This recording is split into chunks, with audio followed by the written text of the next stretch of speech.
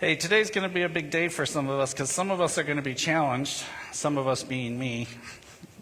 Some of us will be tested, and some of us are hopefully admit that when it comes to this area of our lives that we're going to talk about today, that maybe we need to make a change. Now listen, before I get into my message, I don't usually do this, but I'm going to make a church disclaimer today, okay? We have to put out a little disclaimer before I get into my message, because the subject we're going to be looking at today is something that probably several of you in this room struggle with.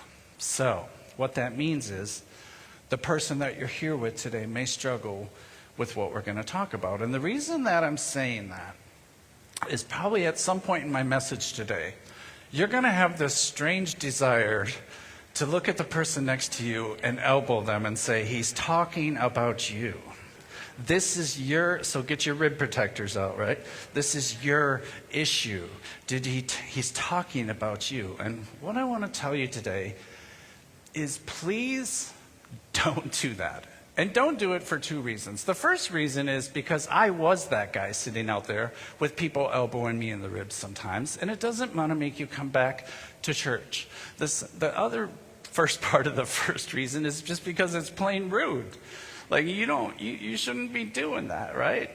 It's not fair to single someone out and say, hey, this is your big issue, so you need to listen to this one. The second reason, and what's more likely to happen, is that if you do say something to someone, you can probably expect it to come back and bite you. That's what often happens in the church. I can pretty much almost guarantee you today that if you elbow someone and you tell them this is what you're dealing with, right? You're going to be up here next week and I'm going to be talking about your issue, and you're going to be pulling that plank out of your own eye and they're going to be going, mm-hmm.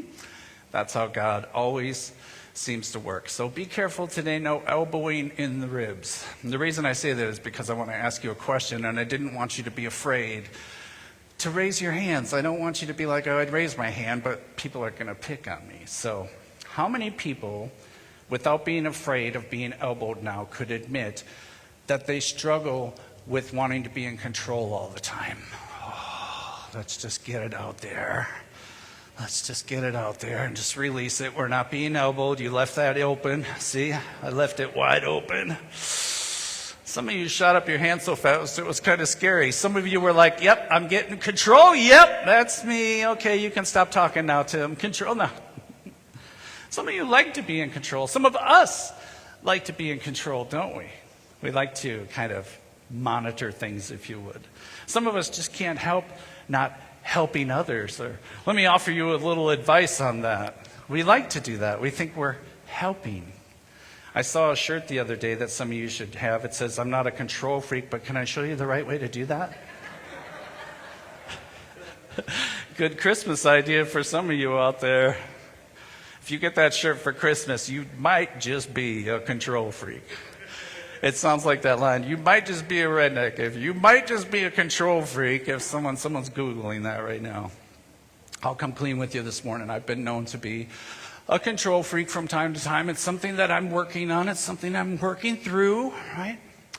Just the other night, let me tell you a little story, true story. I texted my wife, Tammy. We're both in the same house. Am I the only one who does this?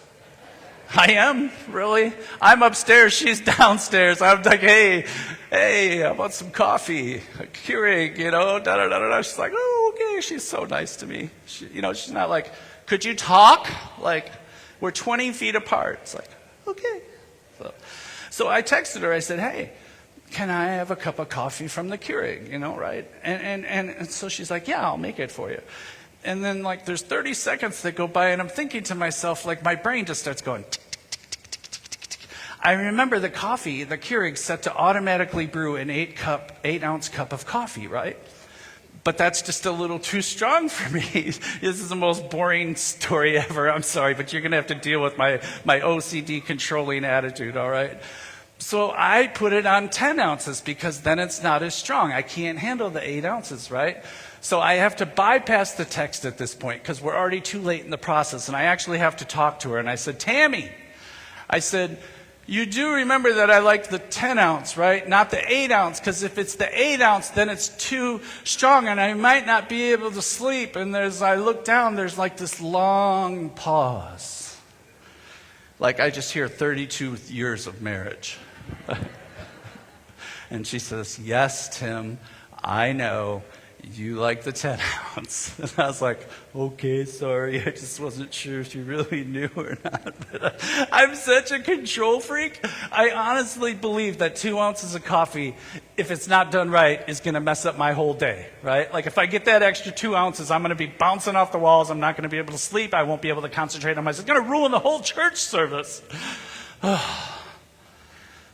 Well, what I want to do in today's message is I want to look at this issue because it's something that I struggle with. It might be something that you struggle with, this feeling of always wanting to be in control. And I think it's funny to make little jokes about being in control, and it's funny to talk about, some of the problems that we struggle with in that area sometimes. But the reality is we can often try to control things that are not really ours to control. And that leads to a problem. It leads to actually a spiritual issue. And here's why it's a spiritual issue, church. When we start to try to control things, more than just coffee, right?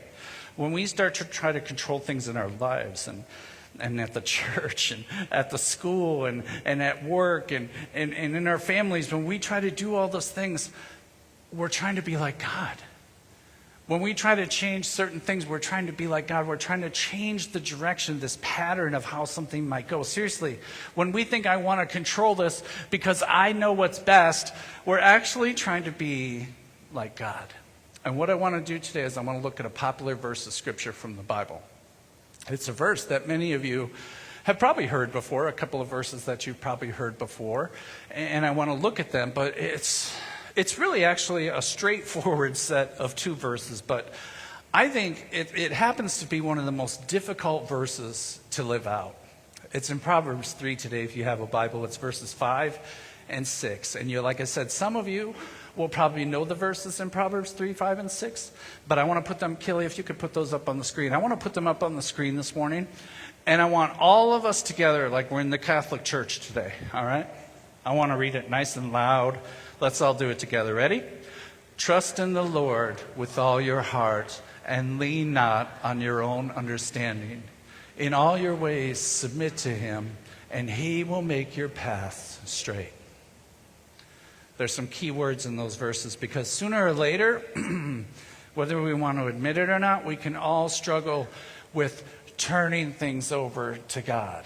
Right? So we need to look at those verses. We need to really break them down because we need to see how we can get over this feeling of always wanting to be in control in our lives, of just trying to take control of things. First of all, the author of Proverbs wants us to know something here. Solomon, he wants us to know that the issue of wanting to be in control, it really begins with the lack of trust. That's what it comes down to. If you have this control issue, if you always want to be in control, the root problem of that normally is a lack of trust. Let's face it, oftentimes, can you bring up the next slide, Kelly? Whoop, there we go, thank you. Oftentimes when a situation happens, or even when we imagine how something would happen, right? We would never do that, would we? When something's getting ready to happen, we would never imagine the scenario of how that's going to happen, would we? I won't make you raise your hands for that one.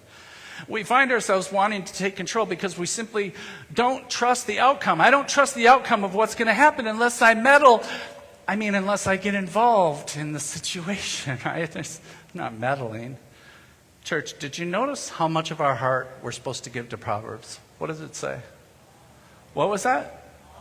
All of our heart. Oh, okay. How much of your heart are you trusting with God today? Coffee's one thing. But when it comes to life and our jobs and our families and how we treat people and how people want to be treated, man, it goes on to say, and this is where it can start getting difficult, we're told not to lean on our own understanding, and that can be hard for some people who like to be in control. What do you mean, hey God, what do you mean lean on my own understanding, right? Because you see, this is how I talk to God, how I used to talk to God, and how I still talk to God sometimes, but I'm like, I'm not leaning on my own understanding, but I kind of am, because you see, I have this perfect understanding of how things should go. They should go my way, right? So there's really no issue. I'm not leaning on my own understanding. I already know how they should go, God. That would be perfect, right? But we can't lean on our own understanding. And you know why we can't? Because our way usually isn't God's way. Our way is the simpler way, the faster way, the easier way often. But it's not always the best way. God's way is the best way. And then, as if it's not hard enough to trust in God and lean not on our own understanding or all the experience we have, verse 6 says that we need to submit to him in what? All our heart, all our ways, right? Some of our ways, part of our ways, because that's what we do. God, what do you mean all of our ways? Because that's going to be pretty hard. Like all of our ways? Like I could probably give up the coffee thing, but all of them? The Hebrew word for submit can be translated as acknowledge. It means to know. So when you put that together, like in the biblical sense, I acknowledge, I know that. In other words, it's an intimate knowing. Church, that's how we need to know God. In an intimate, knowing, trusting, acknowledging way that in all our ways we submit to him because his ways are better than our ways. And he knows better. In other words, we are to trust God with every aspect of our lives. We're not to be anxious. We are to trust in God. And the problem is, church, is that we tend to do that, but it's only in some of our ways. It's only in part of our ways. So we still carry this anxiousness, this nervousness, this feeling of wanting to just mold and change certain situations. The beauty of this one little verse is that if we really do what it says, it concludes by saying what? That God will make our paths what? Straight. God will make our paths straight. I don't know about you, but when I try to control things, it's never very straight. It's like, well, I'm going this way. Oh, I thought I was going that way, but now I'm going this way, and that didn't really work out either, so now it's just crazy. Not do things my way, not hope things go well, but actually give it to God, trust in him, and he alone will lead you down the right path. And the problem and the danger, church, of not following these two verses is this. The more we ignore them, the greater our fear becomes. Because we're trying to do everything ourselves. We're trying to control every situation. We're trying to help others. Right? We're trying to do everything ourselves. We're not trusting in God with all of our heart. We're not submitting to him in all of our ways. We want to begin to control. It starts with small things, but then when we find a little success in that, we want to begin to control other things like our health. I want to control my health. I want to control my finances. I want to control my marriage. I want to control my job. I want to control my life. I want to control other people's lives. You see how far it goes? And someone in here today is like, I know people like that. They're trying to control our lives right now. This is how far it goes. Every area of our life becomes micromanaged by us because we think that we know the best way. Because we've taken all that and internalized it.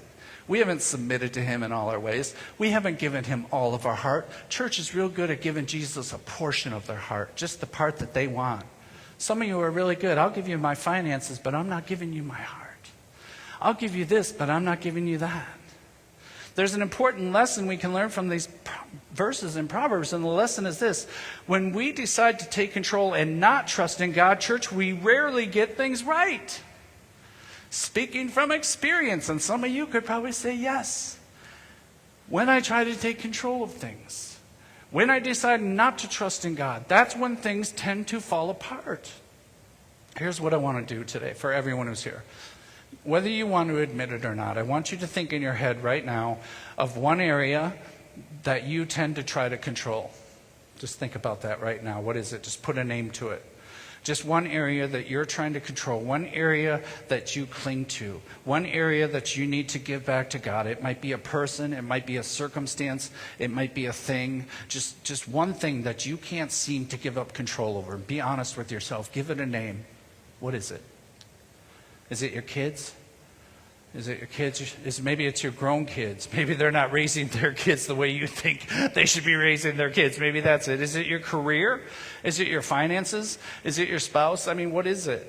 And hey, listen, If you don't want to admit that you're trying to control something, I think you've just pretty much proved my point, that you like to be in control. You're like, I'm not doing this dumb illustration. This is so stupid. Coming to church, I feel like I'm on the Dr. Phil show.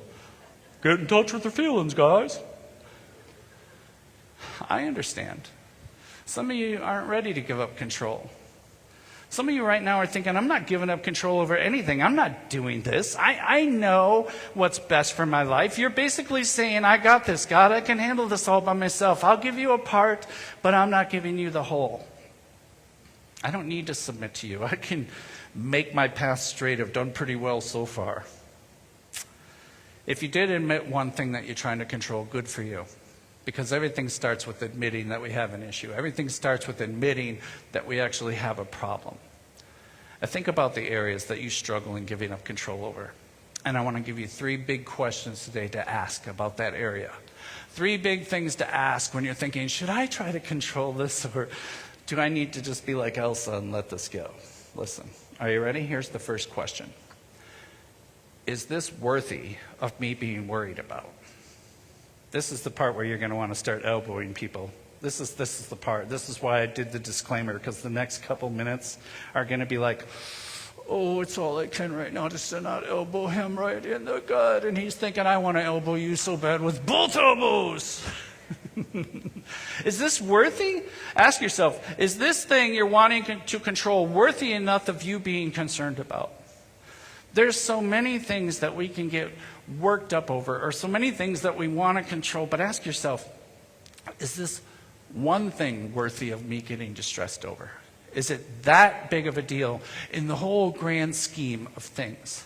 I mean, there's always going to be things that we can try and change, but is it really worth being concerned about, church? Will your involvement make that big of a difference, or will it just add fuel to the fire? Church, I'm speaking to the choir here, but we have to be willing to let some of the minor things go.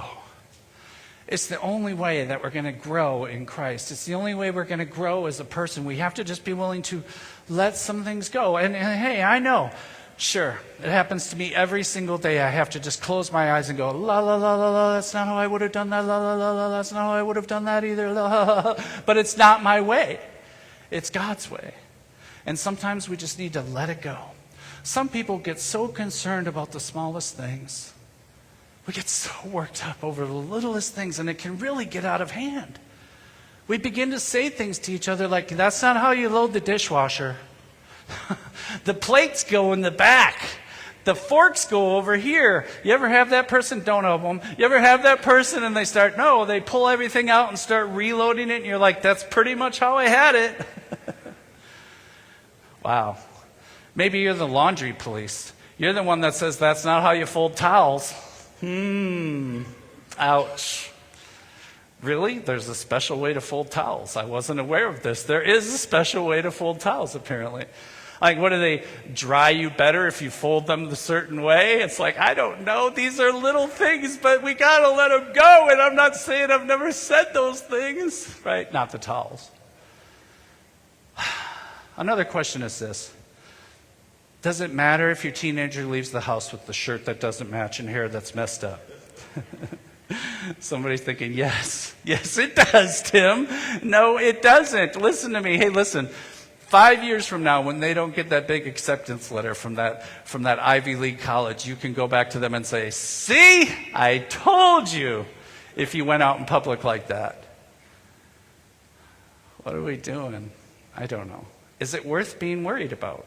Some people get too bothered with the smallest things sometimes, and those are just some examples. There's tons of others, I'm sure, but they're just so concerned about everything. And here's what I want to. That's why I want to say this. It's not about that it's so small. It's just that what it's doing is it's hurting your relationship with other people, and it's hurting your relationship with God, because you're not trusting Him to control things the way that He wants to.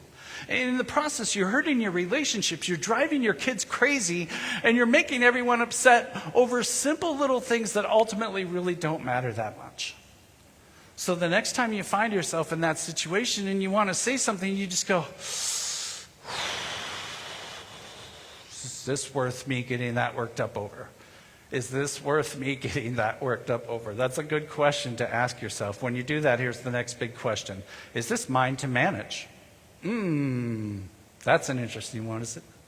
Is this even mine to manage? Is this your area to control? That's a big one for some of us.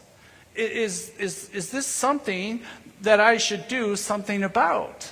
Right? Honestly, sometimes the answer is yes. This is something you should be doing something about. How many of you know that God won't do everything for you? Raise your hands if you know God won't do everything for you. He won't. He won't. There's a big difference. Listen, there's a big difference between giving up control and taking responsibility. Just let that sink in for a minute. Giving up control to God and taking responsibility. You know why I say that? Because there's a lot of people that are like, oh, I'm just giving it to God, man. It's like whatever happens. I'm not even studying for school this year. I'm just going to give it up to God. Like, there's a big difference between giving up control and actually taking responsibility. Giving up control doesn't mean giving up responsibility. If you messed up your finances, you can't just completely mess up your finances and then go to God and go, hey, God, by the way, did anyone hit the Powerball last night? Because I really need some help here, God. Now I'm ready to give up control. What about your marriage? If your marriage is messed up, you don't just throw your hands up in the air. Go, oh, well. You examine yourself. You figure out what you might need to change. You might need to get some counseling or something, right? If you're a single guy and you want to get married, do you just sit in your house every day and just pray to God, dear God, please send a supermodel to my door. Dear God, please send a supermodel to my door. Is that what you do? No. I'll tell you what to do. You stop playing Call of Duty all day. You move out of your parents' basement. You brush your teeth. You put on some deodorant. You go get a job. That's what you do. You take responsibility. I had no idea that would get the most reaction out of my message today. You live in my world, right? I'm just kidding. Gosh.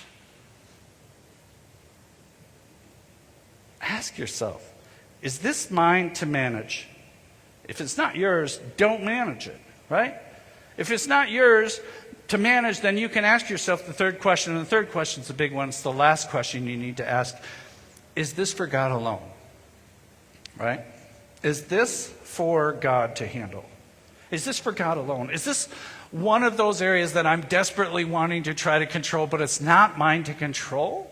Ask yourself, is this one for God to take over? I'm going to switch verses here. The Apostle Paul in Philippians, he wrote a verse that can really help us in this area. He was in Philippians. Paul was under house arrest in Rome, and he's still writing letters, and we're still reading them today from the New Testament. But here's what he said. Paul said, do not be anxious about anything, but in every situation by prayer and petition with thanksgiving, present your requests to God. What did Paul say we are not to do? Don't be anxious. We're going to go through this whole thing step by step by step, but it's going to be rapid fire, all right, because I'm already running late. Don't be anxious about anything. How many of you were anxious about something last week? Liars. You should have all raised your hands. You were anxious about something last week. You're floating through, oh, I'm not anxious about anything. Life is great. You liars. Come on. You were anxious. I was anxious about something. Just wondering. Let's be honest. Did Paul say we need to be anxious about some things, about certain things? No, he said don't be anxious about anything. And in how many situations did he say? Every situation. Interesting. Not just some, not just a part, just like before. In all your ways, submit to him. With all of your heart. How many situations? In every situation. No matter what you're going through, no matter what you can't change. In every situation, Paul says what? In every situation. Someone read it out loud with me. Paul says in every situation by what? Prayer and petition. That means you're talking to God. You're signaling to God. You're saying, God, I need you in this situation. By prayer and petition with thanksgiving, you do what? You present your request to God. By prayer and petition. In every situation you face, you present your petition, you present your request to God, right? So many times we mess up and think, this is what drives me crazy about the church. You want to know what drives me crazy about the church? Woo! There's a lot of things that drive me crazy about the church, but I'll tell you one of them right now. People who come to God last. That's what drives me crazy about the church. Oh, we've done everything we could do, so I guess we better pray. Okay. How would that make you feel if you were God? Like, hey guys, I'm over here if you need me. Church, we need to realize something. It's an insult to God when you come to him last with what you want. It's an insult to God when you come to him last with your concerns. Do you want to stop trying to be in control all the time? Start coming to God first for once and stop using him as your last resort. Prayer should never be our last resort. Instead, it should be our first line of defense. And I wish that the church was like that. I wish that we went to God in every situation by prayer and petition with our whole hearts, submitting to him, acknowledging to him wholeheartedly that he is God and he alone will fix it in his way and in his time. We go to God with our thanksgiving. Why? Because we realize that he hears us, he acknowledges us, and he cares for us. And you know what, church? The greatest part about that verse from Paul, Paul said, if you do these things, then you will have a peace that passes all understanding. And that's really where the rubber hits the road. Because even when I try to control things, church, I still don't always have peace. Because us control freaks, we have an issue. You see, once we start controlling something, then we really don't even like what we control. Then we want to start trying to control that, and then we change it. And we're never at peace. We're never having the peace that passes all understanding. It's a supernatural peace. It's a peace that many of us in here have not experienced. It's a peace that's bigger than us. It's a peace that's way bigger than our little 3.5-pound brains could ever figure out or even comprehend. If you really want to change the desire to always want to be in control, then you have to be willing to trust God with all of your heart today. Not a part of your heart, not a Sunday morning part of your heart, but your whole heart, 100%. You have to be willing to say, God, I can't do this one. God, I'm going to need your help on this one. God, I need you to take control of this situation. I'm casting my cares on you. In your way, you can fix it. In your way, not my way. In your time, you will fix this, God. But we have to cast it to him. Cast all of your cares on him. If you really want to stop trying to control everything in your life, then it's time to answer one final question. Am I willing to surrender control and give it back to God? That's the question that only you can answer today. Well, let's pray. God, it's hard to not want to be in control, but it's not right. You're ultimately in control, and this is why some of us struggle, because we half-heartedly give you control. We don't fully submit. We don't give you all of our heart. We give you parts and pieces, and then we expect you to fix it and make it all perfect for us, which a lot of times you do because of your grace and because of your mercy. But God, how much easier could things go for us if we just submitted to you first? Give us the peace that passes all understanding, and help us give control back to you. We cast all of our cares to you this morning, Father, and we pray this in Jesus' precious name. Amen. You guys have a great week. Try not to be in control.